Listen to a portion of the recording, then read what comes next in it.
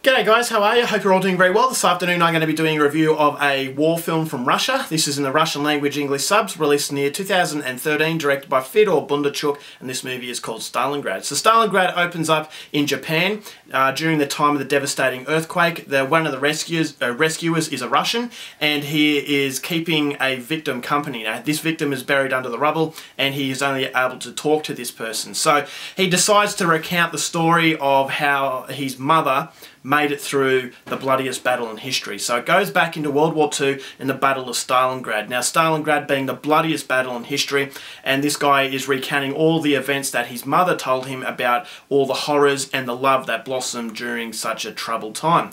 So it does revolve around this woman and 5 Russian soldiers. Now all these soldiers are very close to each other and they're very brave. And she develops a bond with one of them in particular, and this is how this rescuer had come about to be born.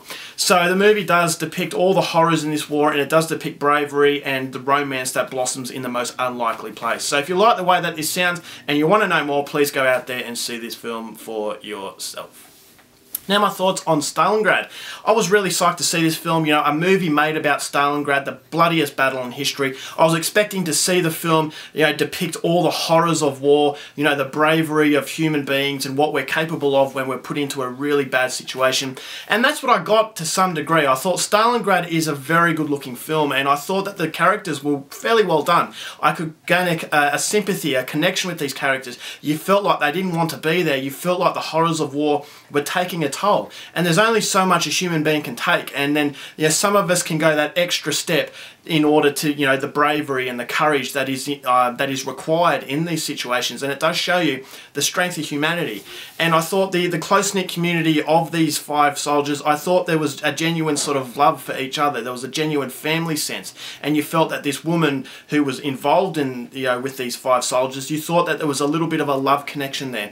And I thought that was a fairly interesting moment in the film, in that I just expecting something to be action. I was just expecting it to be a brutal film with not much else. But what you get in this film, a lot of people have said that with Stalingrad you don't get too much of a connection with the characters. But I thought, you know, the connection was there. I thought the acting was decent. I thought the overall subplot, you know, of the side story of the romance wasn't a distraction. I thought it just helped contribute the horrors of war, and that the beauty of humanity and also the ugliness of humanity. And when they combine together, it just makes a very tragic circumstance. And I thought it symbolised what war can do and how destructive war can be. And I thought Stalingrad tackled that subject, and for the most part I thought it was satisfactory. Now, as I said, the acting is very good.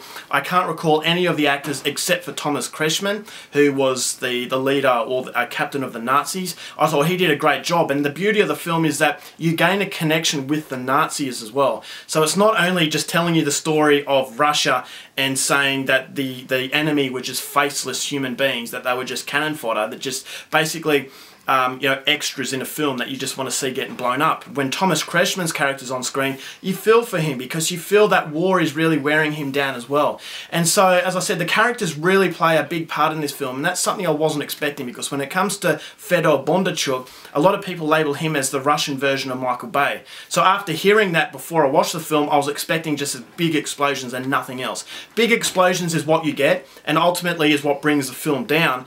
But thankfully, the movie isn't a crap movie because of the fact the characters are somewhat likeable and somewhat relatable. So it is a very good looking film. As I said, the special effects are very well done. But unfortunately for me, I thought the movie wanted to capture the horrors of war, but the violence and the battles were just glorified, you know, over the top glorified.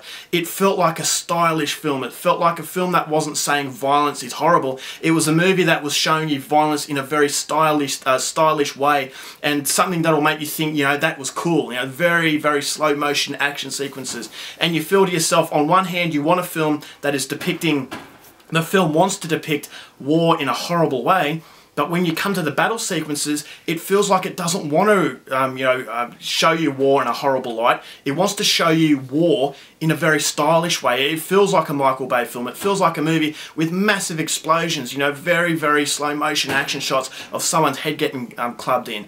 And it doesn't feel like it's a movie that wants to show you the horror of war. But then when you get to the characters and you start to feel that, yeah, these characters are starting to feel really bad about being here, it contradicts it once you get into the battles. You know, there's pretty much all of it is in slow motion.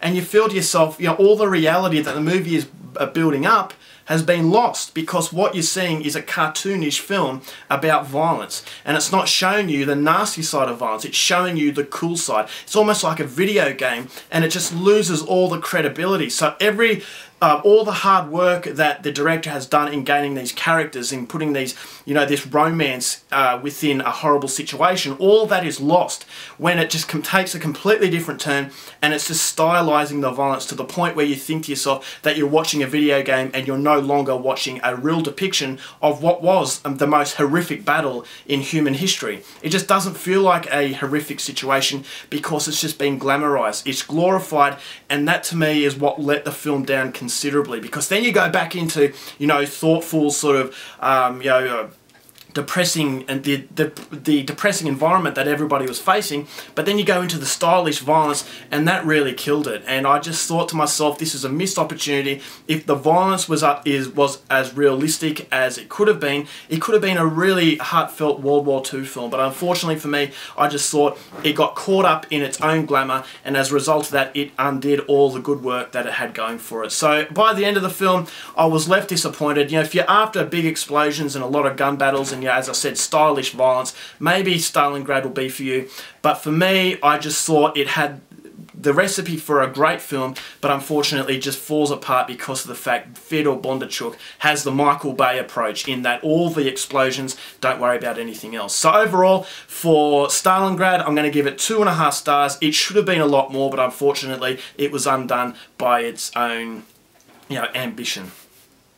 Alright guys, that's my review. Hope you enjoyed it. Till next time, keep watching movies, and I'll see you later. Bye.